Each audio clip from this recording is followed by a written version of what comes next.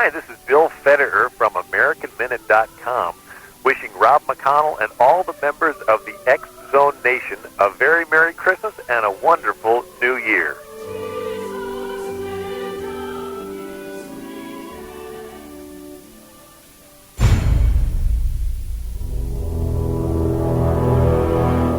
The X-Zone radio and TV show is largely an opinion talk show. All opinions, comments, or statements of fact expressed by Rob McConnell's guests are strictly their own and are not to be construed as those of the X-Zone radio and TV show or in any manner endorsed by Rob McConnell, Relmar McConnell Media Company, Talkstar Radio Network, its affiliated stations, or employees.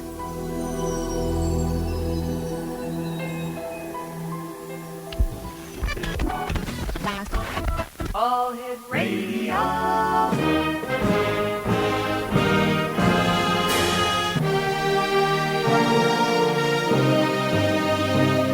Welcome to the X-Zone, a place where fact is fiction and fiction is reality. Now, here's your host, Rob McConnell.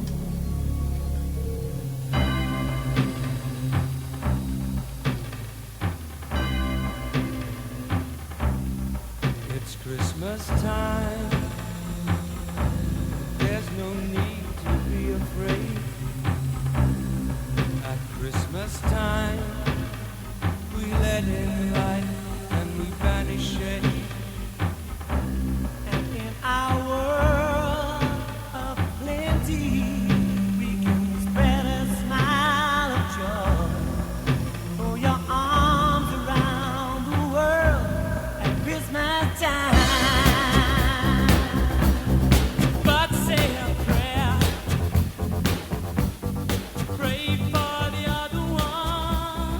And welcome back, everyone. My name is Rob McConnell. I think that we've lost the true meaning of Christmas. Christmas is a time to be with family, to be with friends, to look at the world and say, you know what, we're all part of this beautiful planet together. Let's work in unison. Let's do things together and get back to basics. You know, do you really have to spend $1,000 per child at Christmas just because you feel guilty? And you know what? This is what buying toys in that amount really equates to. Guilt. And, just before we get on to our next guest, who I'm dying to talk to, we were talking about the price of gas, and one of our callers said, raise the price of gas. It's not that simple. Let's take a family who has mom and dad working. They have 2 cars because they have to have 2 different jobs. They have 4 children at home, and they use oil for their heating fuel. Well, if you raise the price of gas, mom and dad are going to pay more at the pumps. Their salary's not going to go up. The price of their heating fuel is going to go up.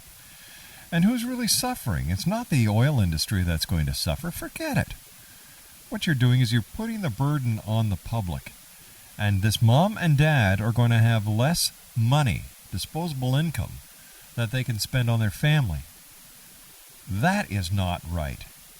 I think there has to be a way that this can be turned around and be made into a win-win situation. For every lemon, there's a way of making it into lemonade, and I think that the powers to be, as well as the consumer advocate groups, the Chamber of Commerce's, and the different government organizations can make a difference if they just would really try hard enough. It's that simple. And then what's going to happen in 2010 when the North American Union comes into effect? What's going to happen to the price of gas then? When this big, massive corridor that goes all the way from Mexico across the United States and across Canada, what's going to happen then to the price of diesel fuel and gasoline? How's that going to affect the economy? The cost of food, the cost of clothing. Has anybody given this any thought? And if they have, why in the name of heaven aren't they doing something about it? Come on, guys, let's get proactive here. I'm not saying riot. I'm not saying, do anything that is illegal. I'm saying use the God-given talents that we have in our brains to come up with creative solutions. We need more thinkers. We need people to put what talents they have to good use. We need people to solve problems, and we can solve problems. We are a problem-solving society that's gotten a little lazy. When it comes to war, boy, do we ever come up with great ideas for new weapons, tactical weapons, aircraft, armored vehicles. Boy, oh boy, are we ever good at that. But when it comes to taking care of John Q. Public, we suck. We really do. We need to get our butts back into gear, working for the consumer, bringing down prices, but increasing the quality of products. I'll be back on the other side of this commercial break with my guest for this hour. We're going to be talking about God. Can we prove God is real? Well, this award-winning scientist will reveal to us, the X-Zone Nation, his scientific formula that proves there really is a God. And if you'd like to give us a call and talk with us, 1-877-528-8255. That's toll-free throughout the U.S., Canada, Alaska, and Hawaii at 1-877-528-8255. My wife asked me what I wanted for Christmas today, and I said, a gas card with $50 of gas on it. What else do you do? I'll be back. Don't go away.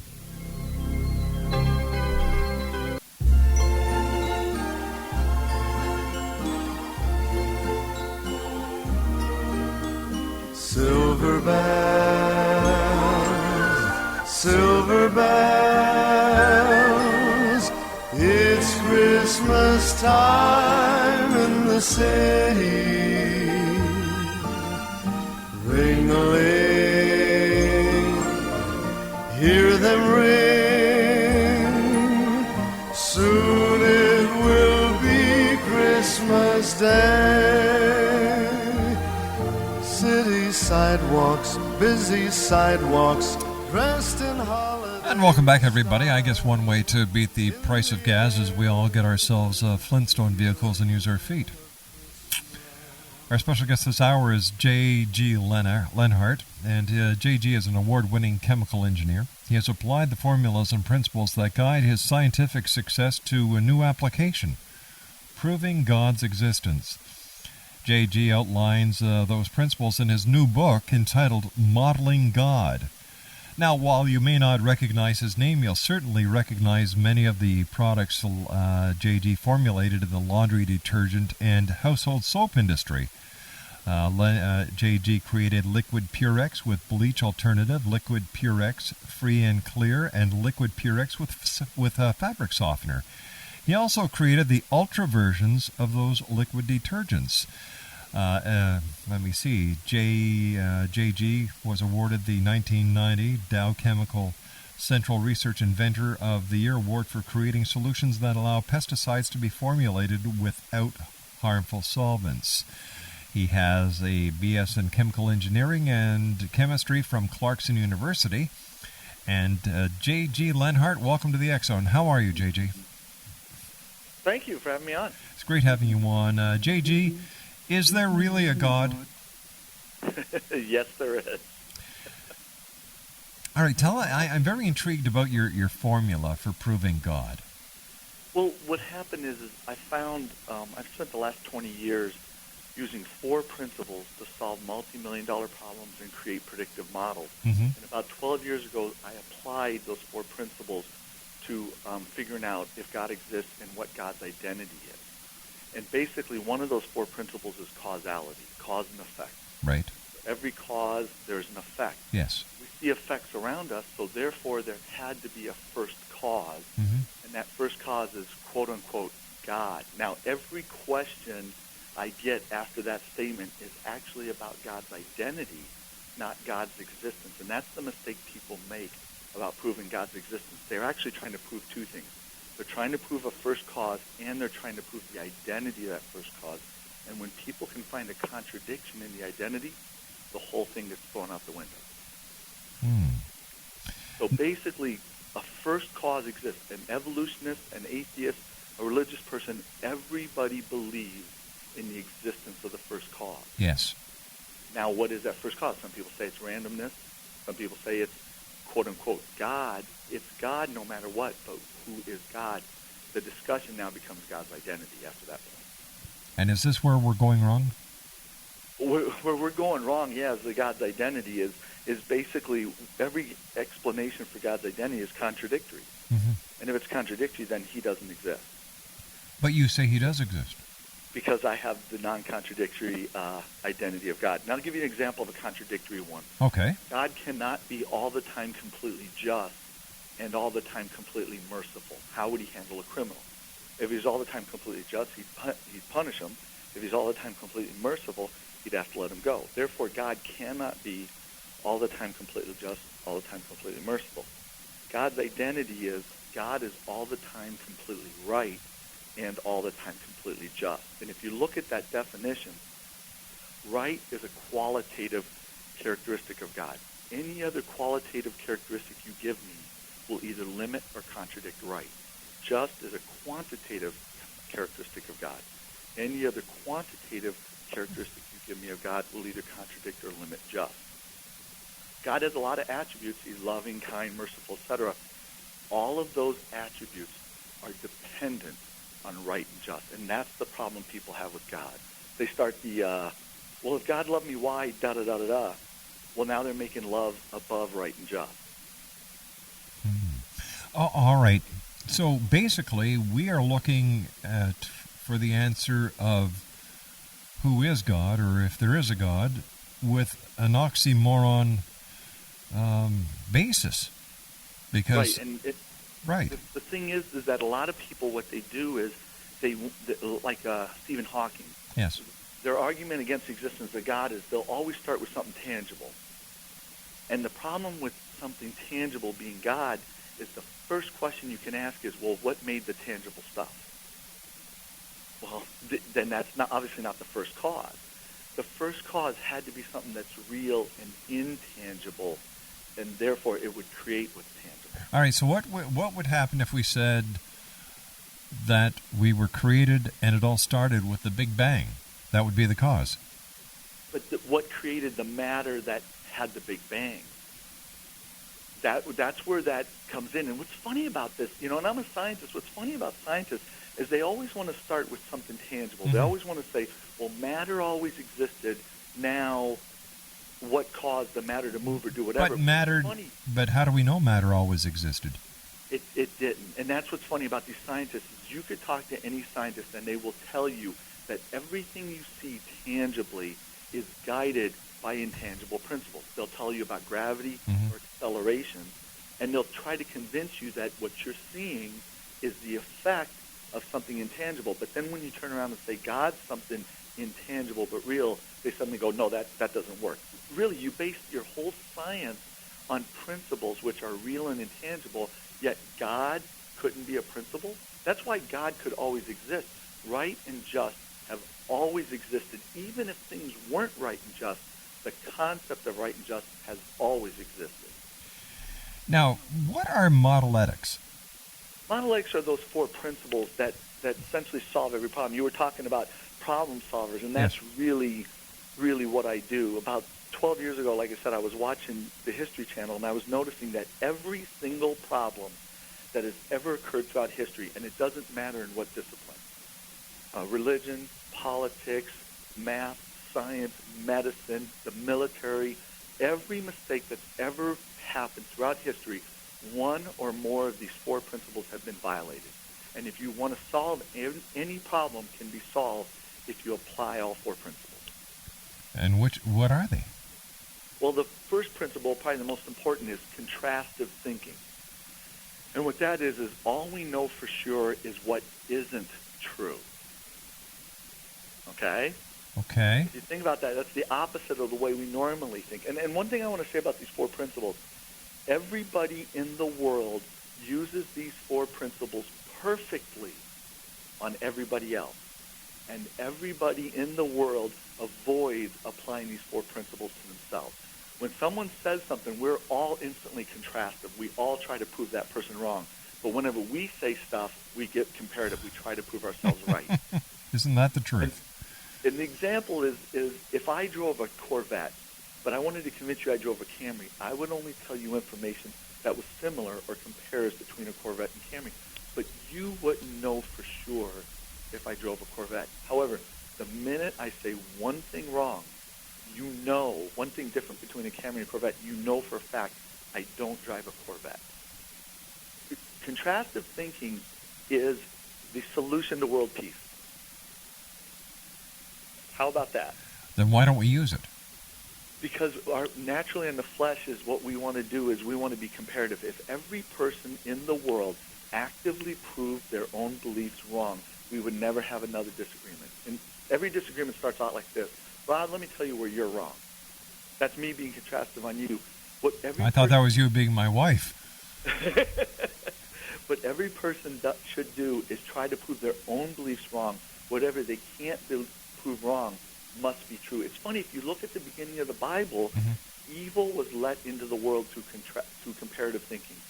Eve was told the apple, if she eats it, she'll die. That's the contrastive fact. However, she looked at that apple and came up with three good things. Pleasing the eye, good for food, makes one wise, and she took a bite. You cannot be evil if you're contrastive. It's impossible. And I don't know if you're familiar with those Sudoku puzzles, those number puzzles. Yes. I always ask people, when I speak at colleges, and the college kids are really used to that stuff, yep. Use those puzzles. I'll ask them, how do you know when you can put a 6 into a certain box for sure? And they'll say, when you know it doesn't go anywhere else. That's contrastive thinking. I think, therefore, I'm not.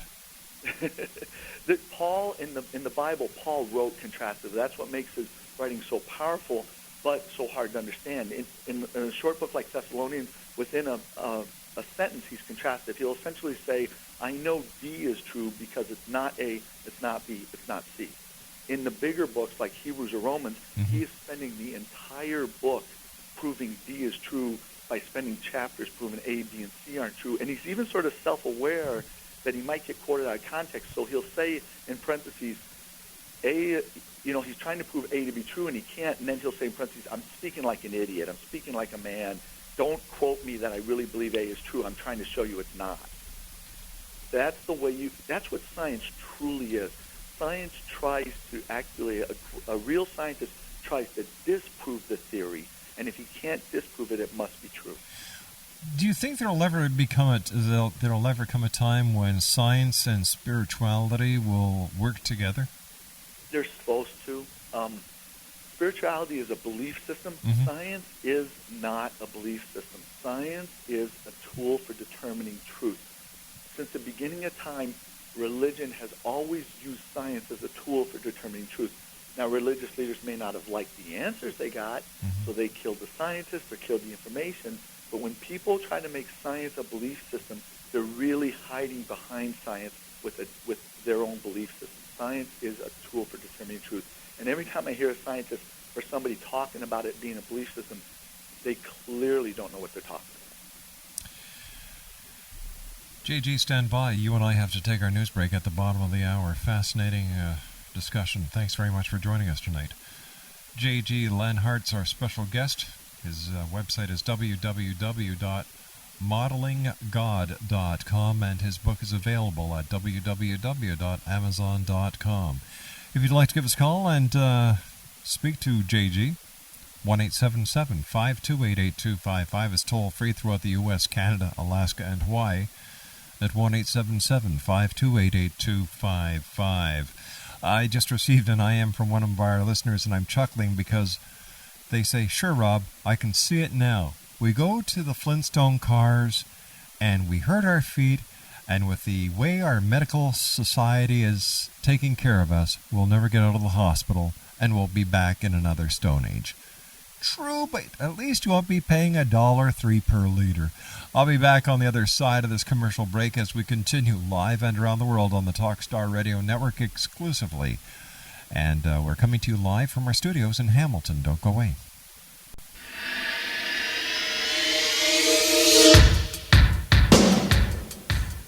My name is Michael Telstar, Canada's leading mentalist from Toronto, Ontario. Hi, my name is Splenda, and you're listening to my dad, Rob McConnell, on the X-Zone. This is Psychic Dorothy from St. Catharines, and you're listening to Rob McConnell. Hello, my name is Holly Reeves, an astrologer from Astro For You, and you're listening to Canada's #1 paranormal radio show, The X Zone, with Rob McConnell. Welcome to The X Zone, a place where fact is fiction and fiction is reality. Now, here's your host, Rob McConnell. All right, you chipmunks, ready to sing your song? I'll say we are. Yeah, let's sing it now. Okay, Simon? Okay. Okay, Theodore? Okay. Okay, Alvin? Alvin? Alvin! Okay! Christmas, Christmas time is near. Time for toys and time for cheer. We've been good, but we can't last. Hurry, Christmas, hurry fast. Want a plane that loops the loop. Me, I want a hula. Oh, they were the good old days when all the kids wanted was a hula hoop or a slinky toy. Now, oy vey. 1-877-528-8255 is toll-free throughout the U.S., Canada, Alaska, and Hawaii. My name is Rob McConnell, and my special guest is J.G. Lenhart. And J.G., it's great having you with us. You've got a number of people listening around the world who are saying, okay, give that to me one more time. Okay. God is all the time completely right and all the time completely just. And every characteristic of God, his love, compassion, everything is dependent upon right and just. Every person who has a problem with God Right. is basically saying, I think God's great, but in my case, I think he was wrong or unjust. Oh, okay, now. I've seen people spend 4 and 5 years of their life trying to prove that God was wrong or unjust in their case. Mm-hmm. When we show them that he can't be wrong or unjust, literally in an hour, they'll essentially realize from God's point of view they must have done something wrong or unjust. And when they fix that, we've essentially saved 4 or 5 years of their life. Right. Okay, now you say God is just, Yes. and God is always right? Yes. Okay. Now, if we were made in God's image, then how come we're not? We have that desire. It's a great question. We have that desire to be right and just. If you think about it, you don't have to, none of your callers have to learn to want to be right. And none of your callers have to learn to get upset when things are unjust against them. Okay. Every person has that desire to be right and just, but they can't do it.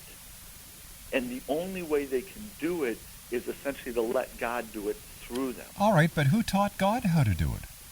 God is right and just. He is those principles. And God cannot, and this is the part that throws people for a loop, but if you think about it, it makes a lot of sense.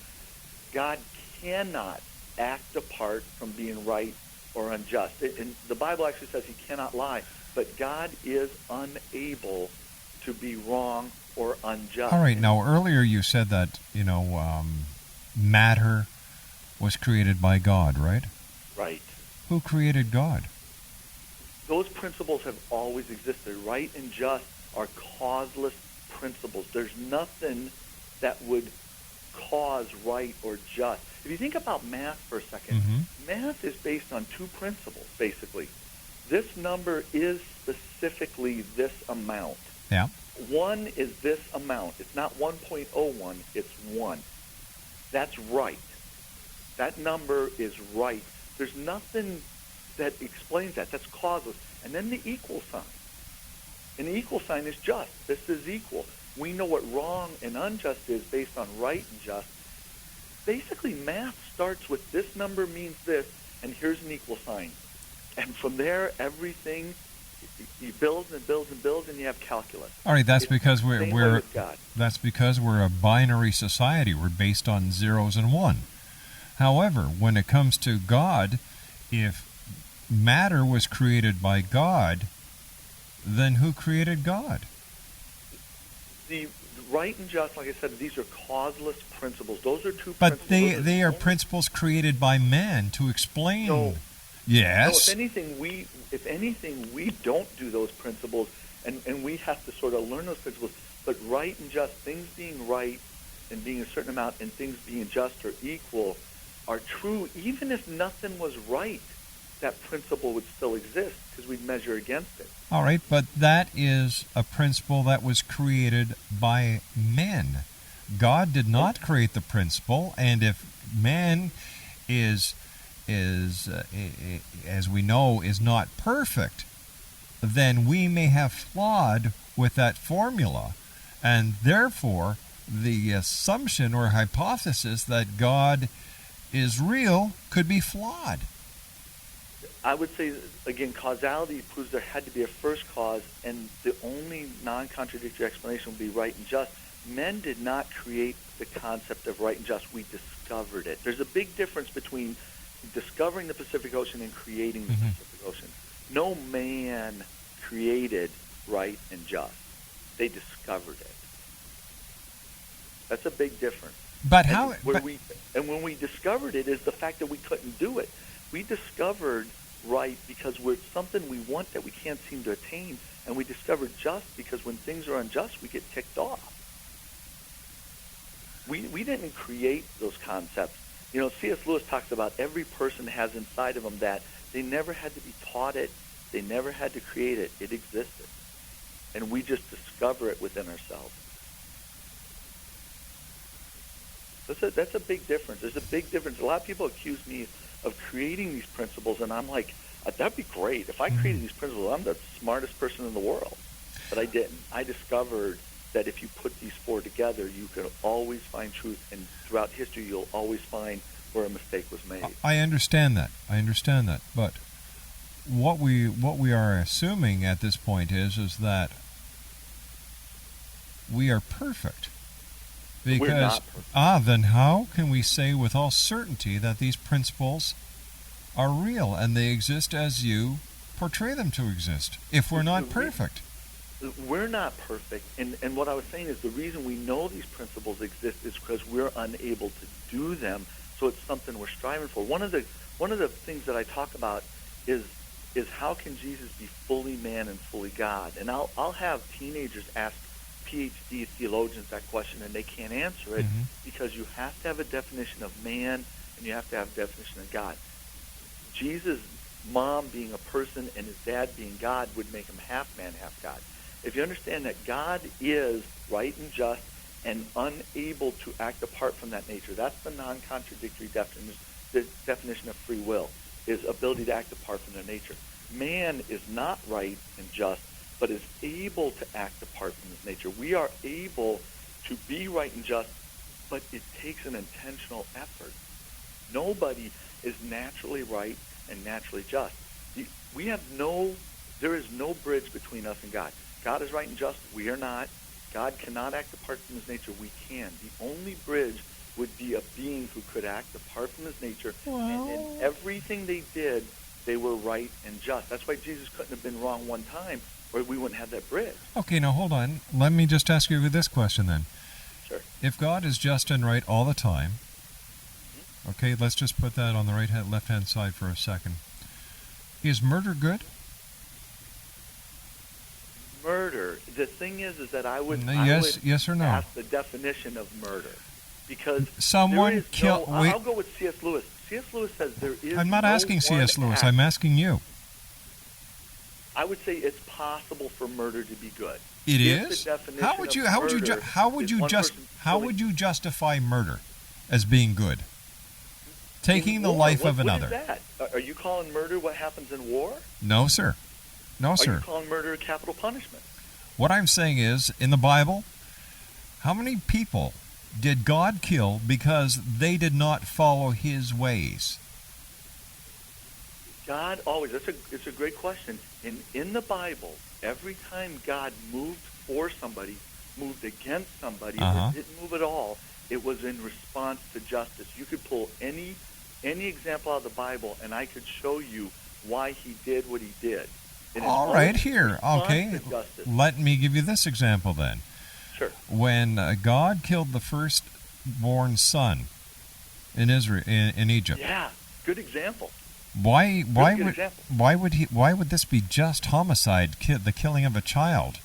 Because what happened was that God had Moses ask Pharaoh a question. Uh-huh. Okay? That question was not wrong. Okay? He said, hey, can we go out and worship God? And what happened was Pharaoh said, no, you can't. And then Pharaoh acted against the people. Pharaoh said, don't give them straw. Now, justice now says that if everything's going to equal out, Pharaoh deserves a punishment, and the Israelites deserve a blessing. It's at that point that God says he's going to harden Pharaoh's heart. A lot of people misinterpret that scripture that he reached in and made Pharaoh do something against his will. What's happening is God's now telling Moses, here's the deal. Pharaoh thinks everything's equal, but Pharaoh is on the negative side of justice. I am now, God, allowed to equal it out. I can only respond to justice. So God couldn't just kill people unilaterally. He can't do that. That'd be unjust. But God can respond in response to justice. So now what God's saying is Pharaoh is on the wrong side of justice. I get to equal this out. And he goes, I'm going to do that. He's going to think he deserves to equal it back out. He's going to lash out back, and I'm going to ramp this up. And so if you watch what happens at that point, God does whatever, the blood and the water to equal out. Pharaoh gets ticked off because in reality things are equal. He lashes out even more. God equals it out. He lashes out even more, Pharaoh does. God equals out, and it ramps all the way up to Pharaoh making a deal and pulling it back and making another deal. And finally it ramped up enough that God said, justice says, I can now do this. And he did it. Yeah, but what justice was there for God killing the children? Because it's equaling out justice. These people worked against them, and at that point God said that the sins are down to the generation. So what happens is it's in response to what they did. And yet Jesus now, said... what happens to those kids? Who knows what happens up there? They could end up going to heaven. They could do other things, but they die here. Why is that a bad thing? Why is that a bad thing? Are you serious? Yeah. The death of any child is bad. They're victims of circumstances. It's bad here, but here's the thing: is if you read the Bible, Jesus actually said, "Oh, come on." That what happens is you end up with more reward. Jesus actually said things equal out. We're so focused on this world and this temporary thing. Jesus actually said, "Have treasures in heaven." There's a hard verses. Well, you tell that to how would you explain that to the mother of a child who loses their life I've done that a lot. I've talked to a lot of people who have had a lot of problems. And in the very beginning of the book, I talk about suffering. Because one of the principles of causality, cause and effect. Suffering is either for a cause or effect. When I deal and counsel people who are suffering, what I ask them is, the first question I ask people is, did you cause the suffering? Because if you're suffering as an effect of something you caused, then you need to repair the cause to limit the suffering. When these people look me in the eye and say, I didn't cause this, then suffering is a cause. And the effect is if you handle it well, there's a reward toward you. I've talked to a lot of people, and I've said, if you read the end of the Bible, there's two judgments. Jesus had two messages. Jesus didn't have one message. There's a big danger in people combining these two messages. Jesus' two messages were, here's how to get to heaven, and here's how to have reward here and in heaven. When you combine those two, you start making reward versus salvation, and that's putting laws on people, and that's you know what? On people. You know what? I hate to bring up this parallel that you've made, and in an age of terrorism. We talk about the terrorists are so free with their lives because they realize when they die and they commit an act like this that they got 16 virgins or whatever the number is, right, and it justifies the act. And yet, but it doesn't. Wait a sec, hold on here, just a second, please. And you just got through saying before that the children that died, they went on to better things. I said I don't know if they did. But still, something is wrong with a society that actually goes along with that kind of thinking. I'm sorry, something is desperately wrong here. But the thing is, with the terrorists, they're unilaterally hurting people, and they're not being contrastive. That was the whole discussion about contrastive. Well, they're being comparative. They're making a judgment on other people, and if they're wrong, they're going to pay. What I'm saying is that in heaven, there's two judgments. If you read Revelation, there's a judgment where every person, they say they bring out the books, plural. Every person who's ever lived gets rewarded, and reward means the recompense, both good and bad. You can be rewarded evil. You know. So what happens is everybody who ever lived gets rewards plus and minus, and then a book is brought out, and the people whose name is in that go to heaven. You know, the thing is that when we get to heaven, if you're standing there with a pile of stuff, and I'm standing there with a little bit of stuff, and I look over to you and say, why does he have a pile? And God's going to end up saying... But we don't know that any of this is real. We are basing everything on faith. We are just basing it on faith. And faith What is your definition of faith? Prove to me that there's a heaven. Prove to me that when we die, we go to this utopia in the sky. This is based on a book that has been handed down generation after generation after generation. It is the greatest book that has ever been written. It has some wonderful stories in it and lessons for us to live to be better people. But when it comes to proof, there is none. I'll be back on the other side of this commercial break as the X Zone continues on the Talkstar Radio Network. My name's Rob McConnell, and I'm not saying that there is no God. I'm just saying that there's a lot of hypothesis here. There's a lot of wind blowing, but I haven't seen any proof yet. We'll be back. Don't go away.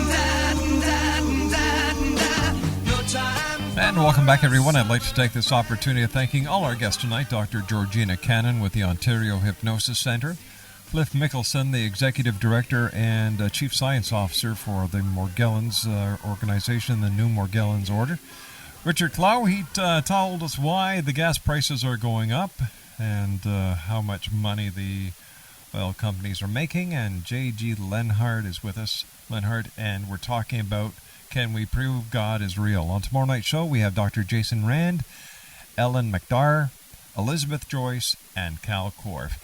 Now, prove to our listeners that God exists in 8 seconds. Causality, cause and effect. For every effect, there was a cause. There was a first cause. That first cause is God. Okay, and prove his identity in 15. His identity is basically that there's causeless principles. That had to be something intangible and causeless, and those intangible principles, the causeless principles, are right and just. So what's his identity? Who is he? His identity is always completely right and always completely just.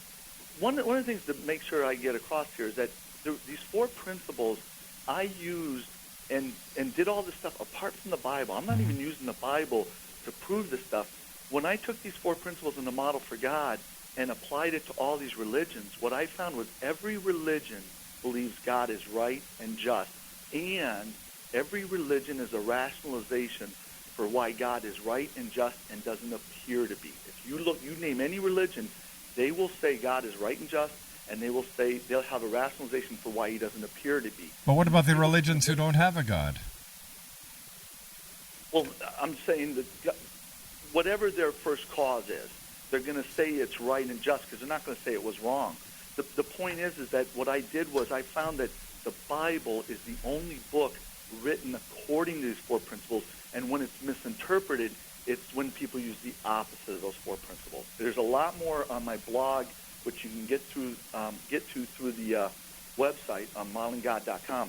But I did all this apart from the Bible, and when I use these 4 principles, I found that the Bible is actually non-contradictory if it is interpreted according to these 4 principles.